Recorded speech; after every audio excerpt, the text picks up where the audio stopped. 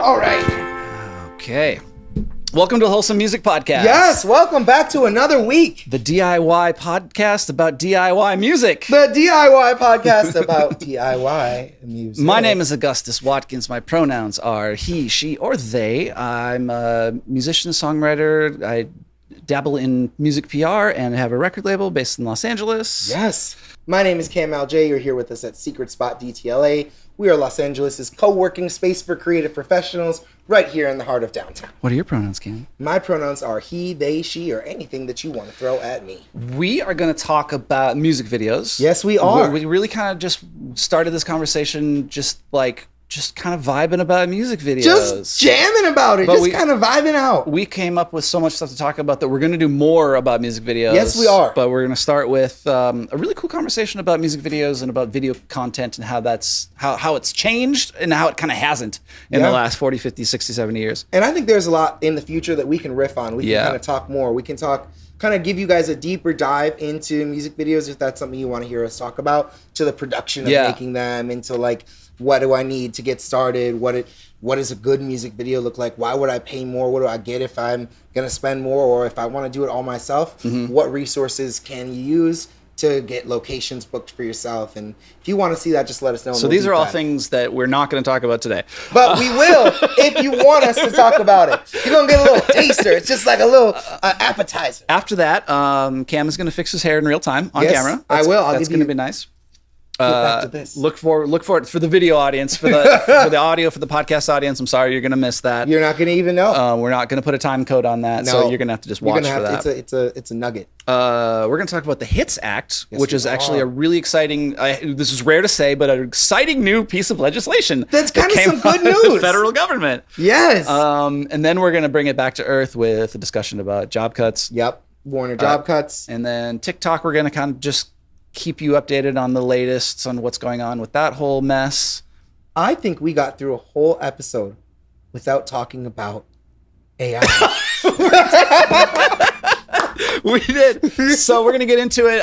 If you are on YouTube, make sure you follow us. Like and subscribe. If you are on the podcast, we do this on audio and Leave a video. us a 5-star rating on whatever platform you're listening on. With a comment, by the way. If you don't type something in, it's not as valuable. So say a couple words about how great we are.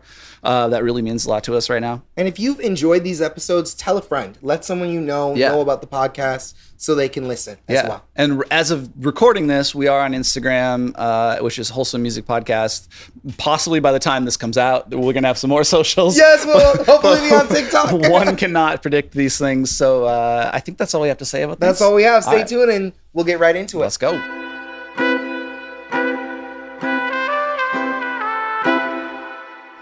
Well, we did it. We did it. We're back for another one. Back for another week. We couldn't stop ourselves. I want to know. What do you want to know? Do you ever feel like your life is like a movie? Oh, I just saw the Superman movie. My life feels very much like a movie. Do you feel like the Man of Steel? I am. I haven't seen it yet. Do you ever feel like your life is like a music video? Ooh, that's a great question. Yeah, do you fuck with music videos? I do. Okay. I very much fuck with music videos. I think music videos are such an interesting thing, and there's such a change, right? Mm-hmm. Like, music videos used to be the main thing, right? Like MTV era. Like, music videos were everything, and I think we're reaching another era where like music videos, or at least visual content to accompany your song, is so important. Yeah. So did you grow up like watching music videos? Oh yeah. Okay. Oh yeah. Standout music videos. You know, I came up really on YouTube. Yeah. And so I saw so many like YouTube videos, so many like YouTube music videos. Like, I'm thinking like Tyler Ward. I'm thinking like who else am I thinking of? Chester C. I'm thinking of all of these like hand done music videos, like people like who were out here like with 3 DSLRs, like, yo, we're gonna film a music video today. And some of those videos did like 10, 25, 35 million views. Those are kind of like the early like precursors to like how everybody is now. Yeah, that's exactly what that was. And like there was like Music Never Sleeps and so many other like of these artists who just came up during that time period and just blew up. So this is like the blog era. Yeah. This is like 2010, 2011. Like kind of still going on in 2012, but really like the late 2010s. Okay. What about you? What's your relationship to music videos? It's so funny. Like, so I grew up extremely rural. Yes. And which you did as well. But so we didn't have, people, like, it's hard to understand now because like the world is so saturated and everything's so instant now on the phones. But like, we got 3 channels, 2 of which worked regularly. We didn't have cable. We didn't, satellite, no, until later. So like, I grew up not really like, I remember like going to someone's house and being like, yo, MTV, or like, yo, Much Music, or whatever, right? Yeah. And being like, holy shit. But I was such a student of the radio. For me, I was interested, like, I was constantly just listening to the radio and studying the radio and soaking up the radio. Yes. Because like I didn't have much else. Like, it's again, like I know I sound like an old guy, but like, no, but like I didn't have anything, right? Yeah. Like, this was my access to music. I didn't have cool record stores to go to. It was very rural, right? Like, I didn't have, there weren't like cool alternative stores that I could like get music. And so by the time like I had access to that stuff, I didn't really care because I was already like locked into what I was locked into. Yeah. So I came to music videos later, and now like, but like I agree with you, right? Like, somebody said to me once, and I think this is a pretty famous quote, but people don't really listen to music so much as they watch it. Yeah, that's true. Which is weird to me because I listen to music. Yeah. Yeah. Well, I mean, I think about like live music. People are still That's true. watching music. That's true. That's really, I never really connected that. Like, that's real. Yeah. So now we're in the era of the smartphone, the TikTok era. The TikTokification of music. Yeah. And so now like video, like we were just talking to our neighbors and who are musicians, and they're like, I was like, what are y'all doing? And she's just like, oh, we're just making content. And I was like, that's awesome. That's awesome. I guess. I mean, like, I'd prefer, like, ultimately I'd rather people be making music, but you got to make content. I'm not shitting on anyone. For the music to get out, you got to make the content. Yeah. Right?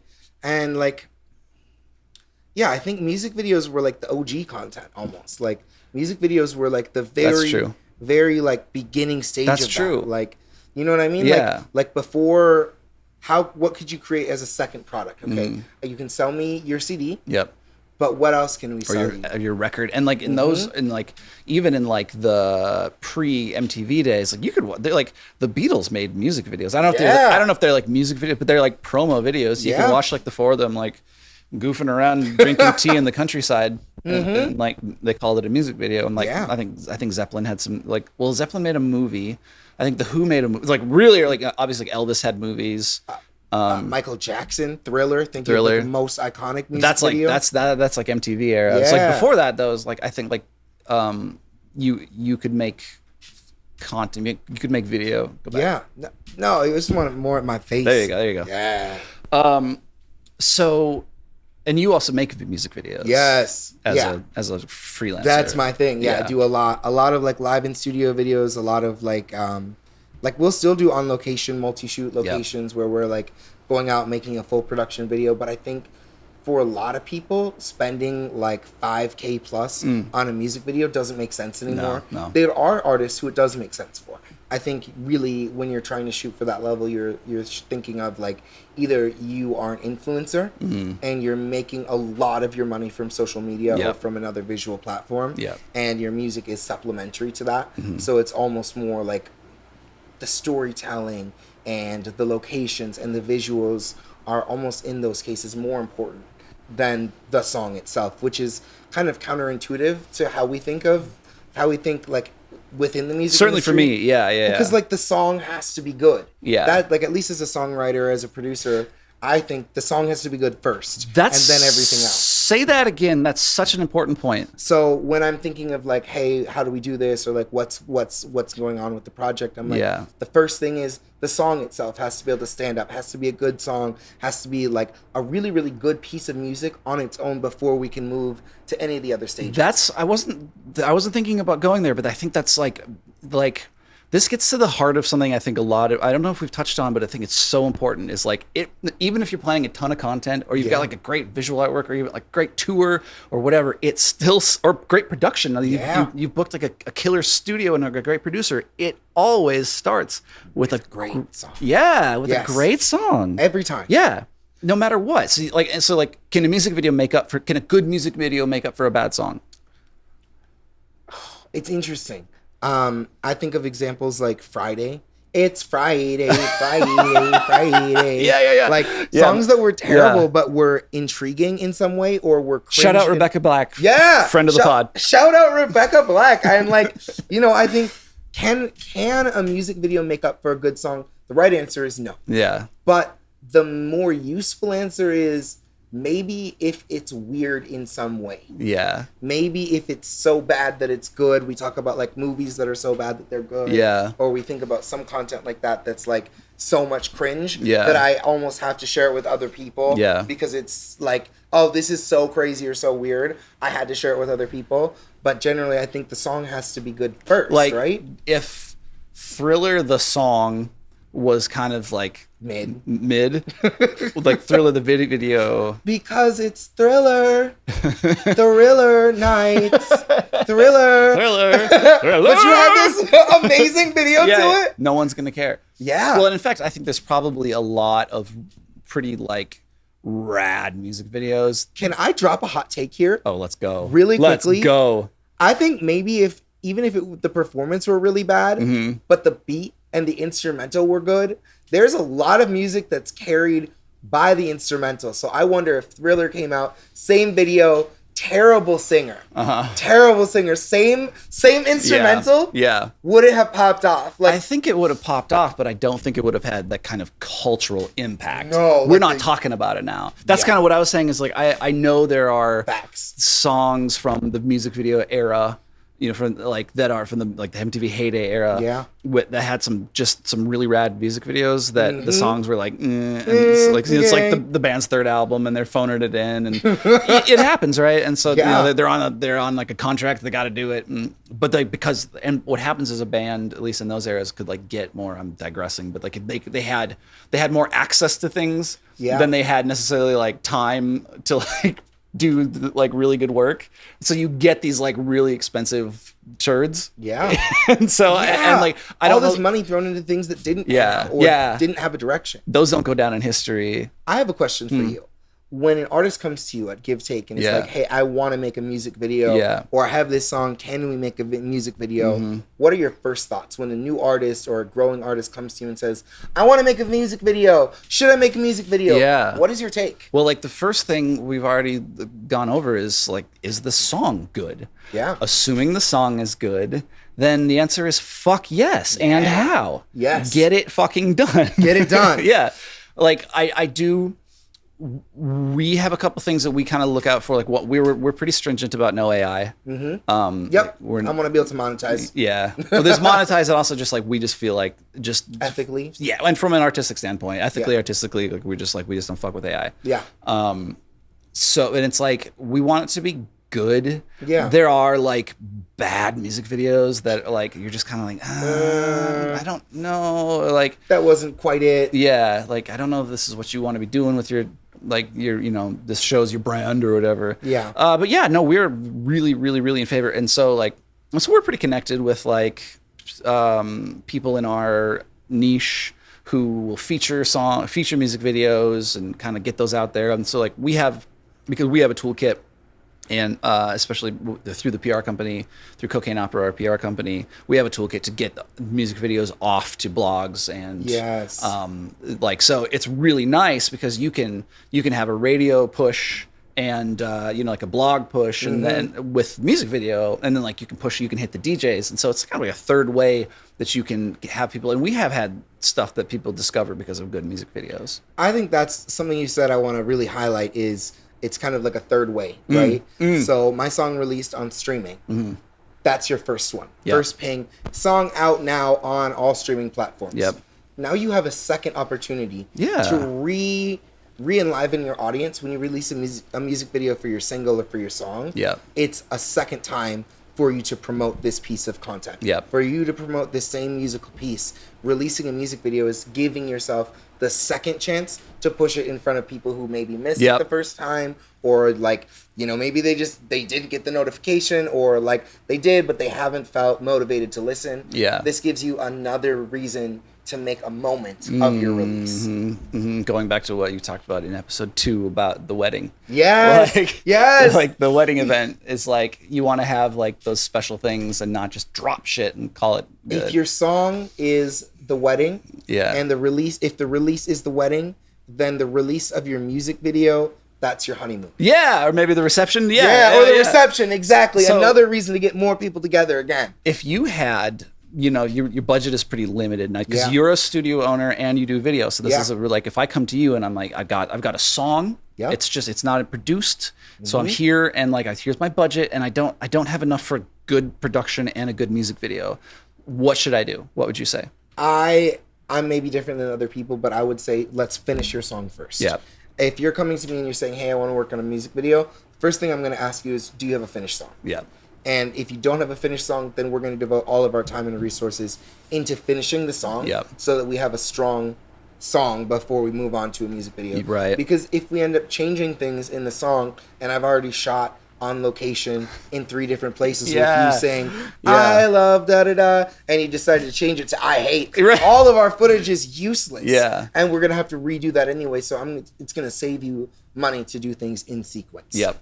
So finish the song, then figure out kind of what your budget is for the video after that. Do you fuck with like archive.org and like getting footage off of there, like free? I don't. Okay. I know a lot of people do. Yeah. I don't. I like to create if you see something that I filmed, all of the footage is things that I've filmed. What a flex. Oh my God. All the footage is things that I filmed. But like, no, I know people who do it. It looks awesome. Yeah. It's not my world. Yeah. Okay. Like I know a lot of people who like as an artist, that's not what you. Because I'm like a capture artist. I want to capture the moment. I want to film it. I want to record it. I want to do that. Yeah. But there are great tools. There's so many tools. I don't even want to like list all of the ones that there are, but I'm sure you've gotten ads for places to get stock footage. Yeah, but it is worth saying, like, if you can leverage those things. Yes, there's resources very similar to Splice, right? But for visual content, I'm blanking on the name of one of the services, but there are a bunch for you to use, for you to check out. If I remember, I'll put it down here so that you can find it. Yeah. Final thoughts on music videos? Do it. Don't worry about what camera you have, what microphones you have. Don't think about like oh my God, I don't have lights, I don't have this. Just start filming. Start filming on your iPhone. Start filming on your Android. Yeah. Start filming. Just film the content. It doesn't matter. There's lots of great CapCut music videos. There's great. Yes. Yeah. You take whatever content you already have, slice in your performances. Yep. Get some friends together. I would say the fastest one-off tip I can give you is involve other people in your music videos. Get extras, get your friends, get people to help you out so it's not just you pointing the camera at you. I've done so many one-person music videos. Me too. Get some friends. That's good advice. Get them in. Get them involved. Fire. Live here at Secret Spot DTLA with your hosts, Shirley Jackson and Philip Michaelton. Hi, everybody. My name's Shirley. Hi, I'm Philip Michaelton. How are you doing today, Philip? I'm just just We're going to talk about TikTok. Yes, we're going to talk about TikTok. I've got a little bit of an update from us. This comes from the Wall Street Journal. Okay. Actually. Shout out Wall Street Journal, friend of the pod. Wall Street Journal, very, very, very close friend. I actually lied to you. This is coming from Music Business Worldwide. Oh, okay. So same kind of prestige as Wall Street Journal. Well, I got another one from Wall Street Journal later, but we'll go here first. The article is titled "TikTok developing a separate U.S. app as divest or ban deadline nears." So, to kind of preface for this, TikTok has obviously been at risk of getting banned. Yeah. We're all aware of the TikTok ban, how that was kind of brought on initially in the first Trump administration. Yep. And then it kind of just got kicked down the road. They just keep giving it like 90 more days. Yeah. Because everybody realized that it was fucking stupid and just bullshit xenophobia, but now they have to carry on with it. Everybody uses TikTok. Yeah, except for me. Me. but like everybody else does. Everybody's saying uses TikTok. We should get, eventually these will get on TikTok. We will get, I've been meaning to do that. All right, we'll get there. We'll get there. So essentially it's been kicked down the can. Kick the can down the road and just waiting to figure out what's going to happen with it. But essentially, the new word is for TikTok to continue to exist in the U.S., it's got to be owned by a U.S. company. Mm-hmm. So ByteDance, the parent company of TikTok, is being forced to divest of their shares in TikTok and either sell it to a U.S. company. People speculated Oracle. People had initially speculated Facebook and Meta, Meta is gonna try to do it. There's a bunch of potential buyers, but we'll see who it is. You and I put in a bid. Yeah, absolutely. The Wholesome Music Podcast, TikTok. We were gonna try to own TikTok. That we had some talks. But I mean, budget looked good. Yeah. We put Larry Ellison. He comes in hard. Came in. So I mean, say Sergey Brin. Say Livy. What can you do? So now we're back. Now we're back to podcasting. Now we're back here again. So let me read this out for you guys. ByteDance is reportedly preparing a backup plan as it faces a new deadline to find a buyer for its TikTok app in the U.S. or face an outright ban. The information reported on Sunday, July 6th, citing sources that TikTok is developing a standalone version of its social media app for U.S. users. The app is scheduled to launch in the U.S.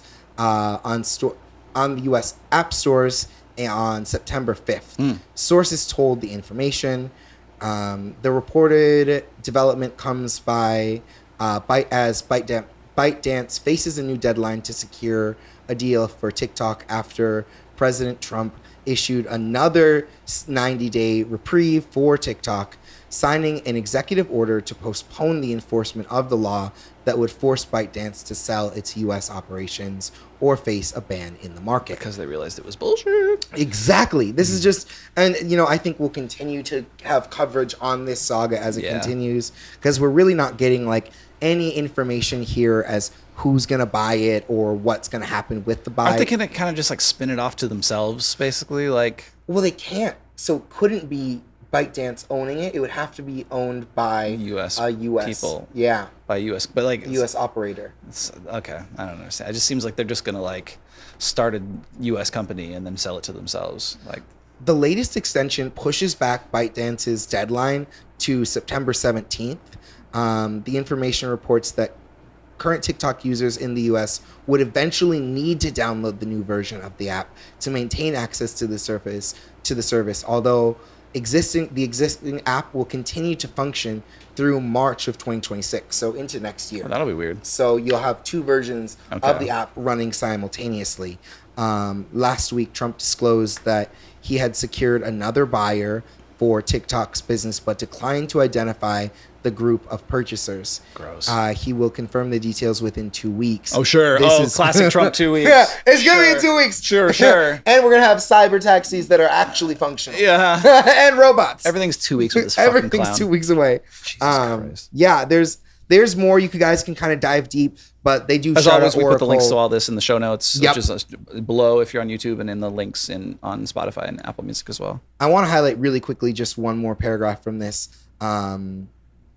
Just days after the interview with Bloomberg, citing a person familiar with the discussions, the buyers cited by Trump are a group of investors who were previously in talks with ByteDance, including, and this is what I thought was relevant, Oracle, Blackstone, venture capital firm, Anderson Horowitz, and others that weren't named. Those talks broke down after Beijing withheld approval in the wake of Trump's decision to impose sweeping tariffs on Chinese goods. So just to kind of put a bow on this. Did he find out after fucking around? Fuck around and find out. Damn. You thought you were going to get your app in America, but then you fucking made it worse for everybody and no one wants to work with you. Shoot. Damn it. Who could have foreseen that? Who could have seen that coming? So I think this will be interesting just to keep our eyes on. Yeah. We can talk maybe in a later episode about what it would look like to have an Oracle run or major corporate or major venture capital funded version of TikTok in the US. How that would affect discoverability, because TikTok is still one of the best places for discoverability for new artists and new talent in general. How would that change the landscape, and what should we keep our eyes on moving forward? For now, it's just steady as she goes. Stay on TikTok. Yeah. Okay. I mean, I would still say, and I know we talked about this when TikTok closed in the beginning, but I would say if that's your main platform, I would still try to bring your followers to other platforms to diversify your audience just for your own sanity. Yeah. You know, like any of the platforms here, we're on YouTube, we're on Spotify, wherever we are. We don't own those platforms. We talk about this all the time. We talk about it a lot, yeah. But the only thing you can own is your website. So if you can bring your audience and to your emails, your emails, your website, but bring your audience to a platform you can control, or at least diversify, so you're on more than one platform. Okay. Now let's go on to some other really exciting news. Yeah, I've got some actually happy news for you. Just kidding. No, some other terrible fucking news, which is job cuts at Warner. Yes, and this one really does come from the Wall Street Journal. Okay. Sure, Cameron. So, oh man, I believe you. They're gonna make us do the Wall Street Journal effective. Read part of this article and then get scammed. Oh, cool. Then we're just gonna guess what it says. Give me one moment as we work our way through. The Wall Street Journal is so great about this. Because now you've looked at it a couple times, so now they're like, you've seen this article before, so you need to pay. So I'm just going to type in to search job cuts at Warner 2025. Here's the LA Times. I'll kind of read this. Yeah, exactly. Thank you. Warner Music Group announces $170 million in layoffs as part of a larger restructuring plan. Warner Music Group will lay off an unspecified number of employees as a part of a months-long restructuring plan to cut costs. Up to $300 million. Yeah. They're going to future-proof the company, whatever the fuck that means, including reducing annual costs up to $300 million, with $170 million of that coming from, quote, headcount right-sizing for agility and impact. That means firing fools. Wow. Yeah. That's a beautiful way of, that's a very interesting way of articulating what a fucking cynical way to say it. And then a bunch of blah, blah, blah, blah, blah, blah, blah, blah. So, that's the news. Why is Warner cutting 300 million jobs? Because they have to right-size their headcount.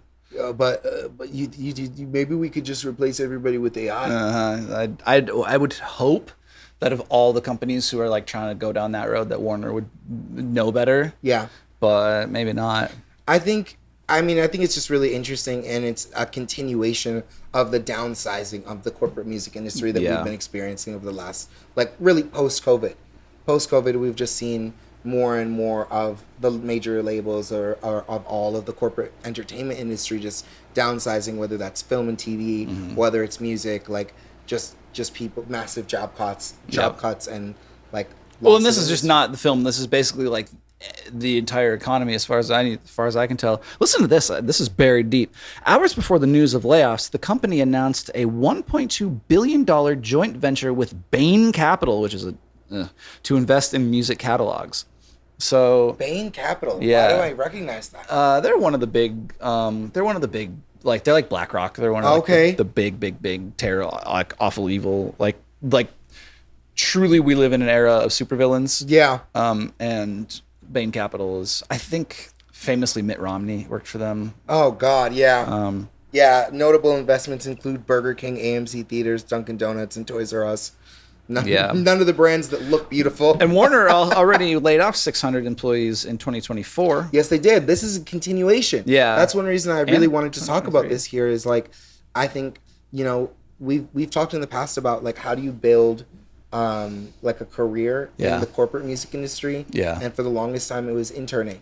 And if you interned for a long time, you'd have a job waiting for you on the other side. Yep. And I think that's probably getting less and less true. Yep. I think over more and more time, I think we're looking at a more nepotistic music industry, and we're looking at just a smaller music industry overall.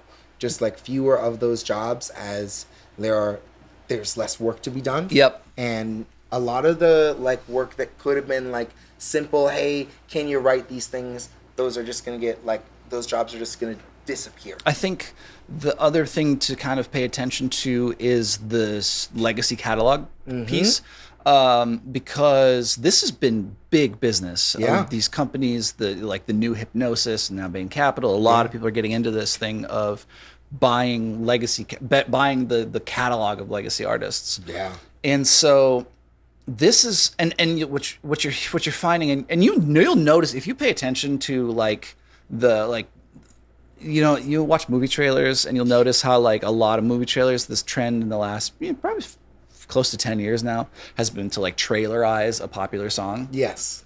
Which is to like make a song and then like make it all slow and gloomy. And I think one of the reasons they're doing that is because they already own the rights to these songs. Yeah. So it incentivizes, I think, the big industry people, the big business, and this is like the mega conglomerate, like big world that kind of breathes down all of our necks, to basically kind of not push and promote new artists. Yeah. Because I think what they see is kind of an unending amount of opportunity for like Born to Be Wild or you know, A Whole Lot of Love or what. I don't even know if these songs like big songs, right? Like a couple years ago, Miley Cyrus did that big cover album, and it was like, but like because Miley's management is the company that bought all those pieces from so like if you're savvy, there's money to be made from it. There's money to be made off covers, but there's so I think like along with the jobs thing, I think culturally we have to look at it and see that there's less incentive to kind of push and promote out new music, which leads us back as always to like grassroots, building your networks, building your communities, kind of doing it for ourselves. Take the power back. You know, like it might be harder to find a job in the traditional music industry. You might have to exploit new areas, but like as for new artists and for self-discovery, put your music on TikTok, get yourself out there, start playing local shows, start connecting with other people in your area, and just like don't think about it. Like I hate to say it, but put your nose down, buckle down, grit your teeth, and do the thing. You know? I'd still say there's probably like, I wouldn't cast out the music industry, but like I also, like it's more competitive than ever. You know, I still get artists who are like, oh, I want to sign a major. I want to be signed to a major. And I say that my opinion now in 2025 is just build your own audience and wait for someone to come knocking. You know, I think that in this time when jobs are going away in the hundreds of millions, like I just say build it yourself. The future is entrepreneurship because like the economy is clearly collapsing. And so that definitely like as artists, like we've really forgotten that like music is a form of entrepreneurship. Yes, it is. And so hopefully like with the Hits Act and stuff, like this is kind of starting to bring some of that power back. Bringing that life back. And so how do you get famous nowadays? I'm kidding. Not what I'm. Don't. We're not going to start that at minute 15 of it. We have something truly rare to discuss. We do. So, and the reason this is rare is because it's straight up good news. Positive news. Involving the fucking government. I'm flabbergasted. Involving something financial for independent artists. Wow. So this never fucking happens. No. So this is the... Tell me all about it. Yeah, this is a huge deal. So this is the Hits Act. Okay. This was tax reform. This was it's HITS stands for Help Independent Tracks Succeed. Help independent tracks succeed. Okay. So we're going to read a little bit. This is from an author named Randy Zimmerman via the Symphonic blog. The HITS Act is a tax reform designed to give music creators the same financial advantages already granted to the film, TV, and theater industries. Well, that would be great. Right? It allows artists, songwriters, producers, and labels to deduct up to $150,000 in recording expenses in the same year those costs are incurred. Wow. Right?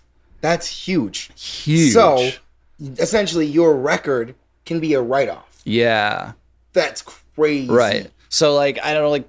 Can you explain why that's such a big deal? Well, let's continue. So, Randy continues. That means if you invest in recording an album, EP, or even a batch of singles this year, you can write off those expenses right away, freeing up cash flow and making it easier to reinvest in your career. Recording is often one of the biggest upfront investments and one of the hardest to recoup quickly. The change gives creatives immediate financial relief, levels the playing field, and provides a serious incentive to keep creating and collaborating. So, basically, like, without getting, like, I'm not qualified to, like, really explain taxes. I might be wrong, but, like, so, like, you have, the way that tax deductions work is it's like, what you spend comes off the top of what you would have made. Yeah. So if you invest in something enough, it can like lower your tax bracket. Yep. Which then can result in a lower or higher tax rate. Yeah, a lower tax rate. Lower tax rate, unless you're at a really, really, really high tax. Yeah. Right. In which case, fuck you. Exactly. In which case, you're probably not listening to us. Beyond the tax savings, the HITS Act also acknowledges, and I think this is really nice, it acknowledges music creators as legitimate small business operators and entrepreneurs, and affirms that the cultural value of music deserves the same support as other forms of entertainment. And to me, this is like, I talk about this a lot because we're in LA. This is at least was a film town, film and TV town. It's still a film and TV town. And so I would see, I get kind of pissed sometimes because I'll be like downtown walking through a film set, and there's like 12 trucks, and there's like bathrooms, and there's like people standing around because they're waiting for other people to do it, and people are getting filmed, people are getting fed. Then there's security guards guarding everything. There's so much infrastructure around film and television. Like a full Hollywood production. Yeah. And I'm like, all these people are like in a union, like eating union off jobs, of this. Eating, getting paid, getting a salary. And like how many, I don't know about for you, but like for me, there's been like, there's so many times where I've been like schlepping my gear down the street myself to a gig that I booked myself. That I'm like sweating, carrying this stuff. And I'm like, you motherfuckers knew like, and I know like, the film and TV industry is hard too, but I'm like, God damn it, you guys! Like, you have so much more infrastructure than we do. Yeah. So that is inherently true. Yeah. I think the best. There used to be like a joke that we had in the studio that the best sessions were union sessions. Yeah. Because there would be like a film shoot that was union, and you knew you'd get food during the recording session. If you're recording for a band, they're not gonna bring sandwiches for you. No, they're maybe they're Uber Eatsing for themselves, and you can Uber Eats at the same time. But you're not getting a full meal the way you would on production. Yeah, occasionally when you play bigger venues, sometimes they'll be like I know like when I'm at that place, you'll come into these venues and someone's like, no, we got it, just put it here and we're gonna take it up. And you're like, what? It's almost a surprise. It's such a lovely surprise in the music industry. It's the best. Most of the situations aren't going to be that. For DIY artists, that's not the case. So finally, this is a reminder that collective action matters. When artists, songwriters, labels, and advocates speak up together, change is possible. Yeah. So this is fucking huge, right? This is incredible. So, I mean, like, this goes into effect. I'm pretty sure it'll go into effect for next year's taxes, but do your diligence. This isn't a fucking tax. This is not financial advice. Yeah, this isn't tax advice. But like, it's so like, it's such a like whenever I read a headline that's like about the music industry that relates to the government, prepare yourself to be depressed. Yeah, I'm like, oh God, what now? What's coming down the pipeline? What are they fucking gonna do to us now? Like, what's the indignancy that we're about to face today? So this was nice. Yeah. So a couple things to clarify. One is that this is just for recording costs. This isn't for promo costs or anything else. But considering how much it costs to record, that's huge. Yeah. And I think we could see some like knock-on effects from this. Like, maybe we see the preservation of other studios. The artists would have been like, hey, I can't afford to record here. And now maybe some of those artists with this new legislation will be like incentivized to go out to like a premier studio that maybe they wouldn't have gone to before. Maybe it wouldn't have been financially viable for. Right. So I think maybe we see this as a catalyst for some preservation of those older legacy rooms. True. Recording in like situations that otherwise bands might not have, as well as just like saving bands some money at the end of the year. Yeah. So like if you're recording a new album this year and you're planning to tour, maybe that album can be part of you offsetting the costs of your tour. Yeah, like, and even like that's a good point about the legacy, big name studios, but even the little DIY rooms, the up and comers like Secret Spot DTLA, like you can benefit from this, and your clientele obviously can really benefit from this. Absolutely, yeah. You could write off your membership. Hey, let's go. Write off your membership. Yes.